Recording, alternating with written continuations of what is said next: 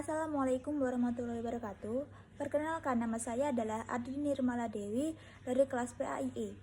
Akan menjelaskan tentang lembaga-lembaga pendidikan di surau, langgar, dan masjid. Yang pertama adalah pengertian lembaga pendidikan.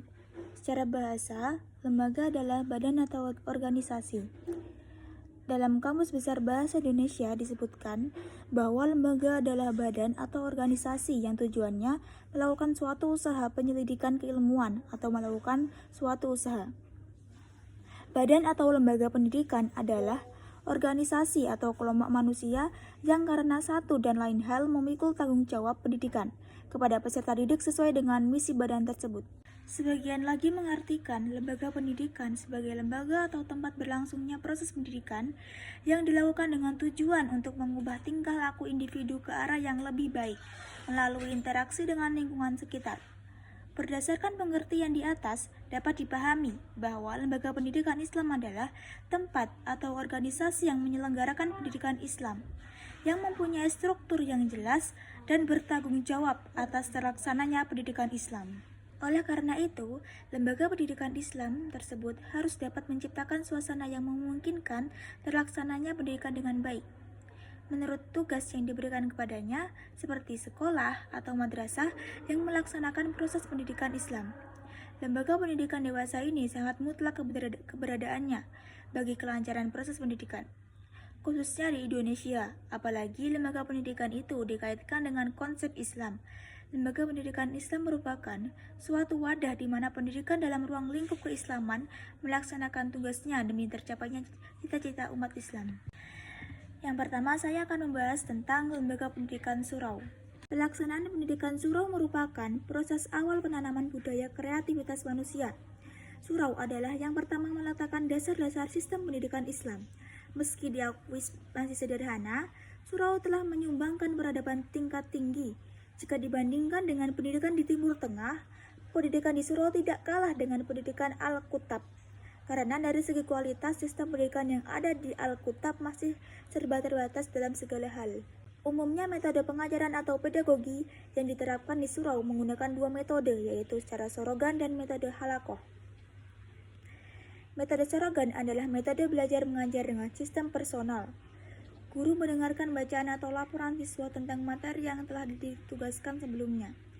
Dan jika siswa melakukan kesalahan dalam membaca, guru akan segera memperbaikinya. Yang kedua adalah metode halakoh.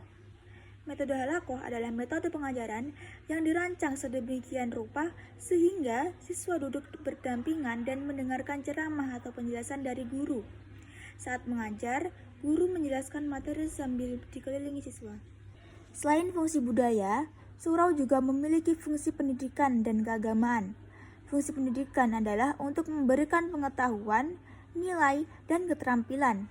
Di surau dilakukan pendidikan Al-Quran, mengajarkan prinsip-prinsip Islam tentang rukun iman dan rukun Islam. Selain itu, surau juga merupakan tempat pendidikan orang dewasa, sebagai tempat bertemunya generasi muda yang ingin bersosialisasi. Selain itu, surau juga berfungsi sebagai persinggahan dan tempat peristirahatan bagi para pemudik dalam perjalanan. Karena itu, surau itu multifungsi. Dari mata pelajaran yang diajarkan, di surau sebelum munculnya ide-ide yang mereformasi pemikiran Islam pada awal abad ke-20, mata pelajaran agama didasarkan pada kitab-kitab klasik. Surau seperti halnya pesantren, memiliki kekhasan sendiri. Ada surau yang khusus mempelajari alat-alat seperti surau Kamang yang khusus ilmu mantik, ma'ani.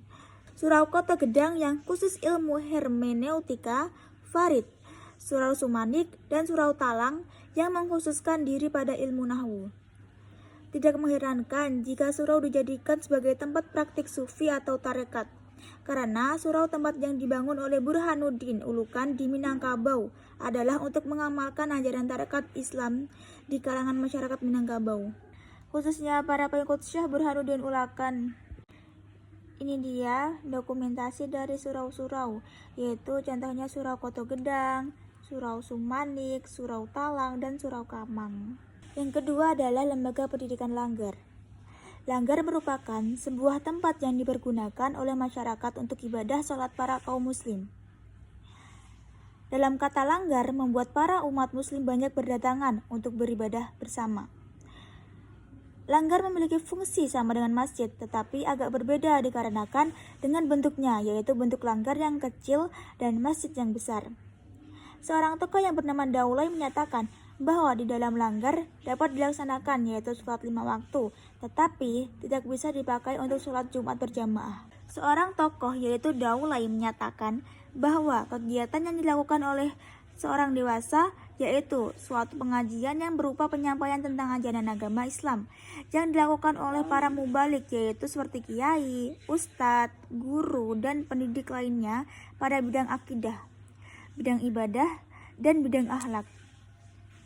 Adanya sejarah yang membentuk institusi ini yang awal mulanya dimulai dari sebuah langgar atau dengan sebutan musola pada masa tersebut, kemudian dilanjutkan dengan pendirian rumah kiai, dilanjutkan dengan pesantren, kemudian masjid, dan setelah itu yang terakhir yaitu madrasah diniyah, dan akhirnya membentuk suatu institusi pendidikan Islam yang formal dan pertama atau yang tertua hingga suatu ketenarannya masih bisa dipertahankan dan dibanggakan hingga saat ini.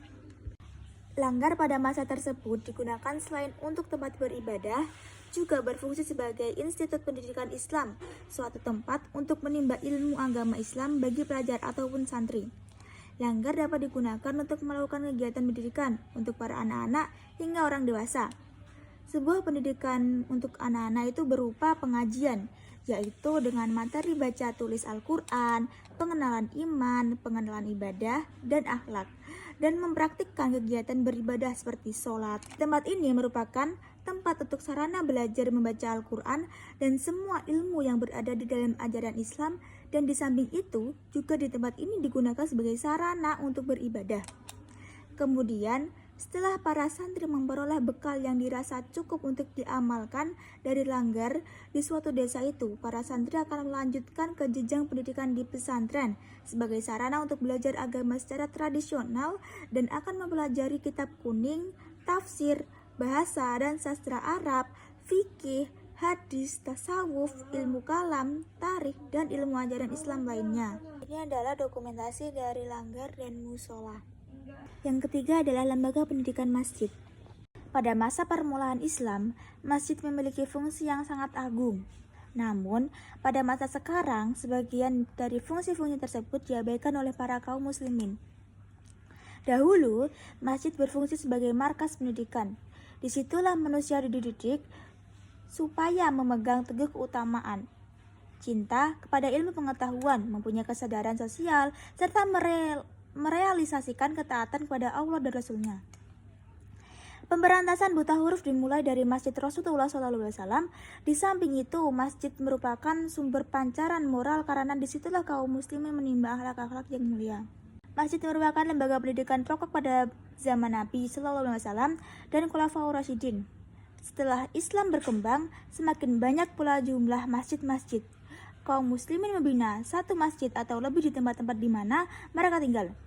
Khalifah Umar bin Khattab memerintahkan para komandannya untuk mendirikan masjid di semua negara kota-kota yang mereka kuasai. Pada abad ketiga Hijriah, kota Baghdad sudah penuh dengan masjid.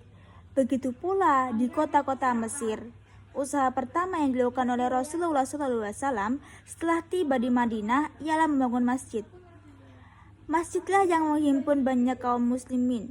Disitulah mereka mengatur segala urusan, bermusyawarah guna mewujudkan tujuan, menghindarkan berbagai kerusakan, saling tolong-menolong dalam mengatasi berbagai masalah, dan menghindarkan setiap perusakan terhadap akidah diri dan harta mereka. Masjid adalah tempat mereka berlindung kepada Rabb dan memohon ketentraman, kekuatan, serta pertolongan kepadanya. Di samping itu, masjid merupakan tempat kaum muslimin memakmurkan kolbu dengan bekal baru yaitu potensi-potensi ruhaniyah. Dengan potensi tersebut, Allah SWT menganugerahkan kepada mereka kesabaran, kekuatan, keberanian, dan semangat. Setelah Islam berkembang, semakin banyak pula jumlah masjid. Kaum muslimin membina satu masjid atau lebih di tempat-tempat di mana mereka tinggal. Khalifah Umar bin Khattab memerintahkan para komandannya untuk mendirikan masjid di semua kota-kota di negeri-negeri yang mereka kuasai. Berikut adalah dokumentasi dari masjid. Sekian presentasi dari saya, bila ada kurangnya mohon dimaafkan. Wassalamualaikum warahmatullahi wabarakatuh.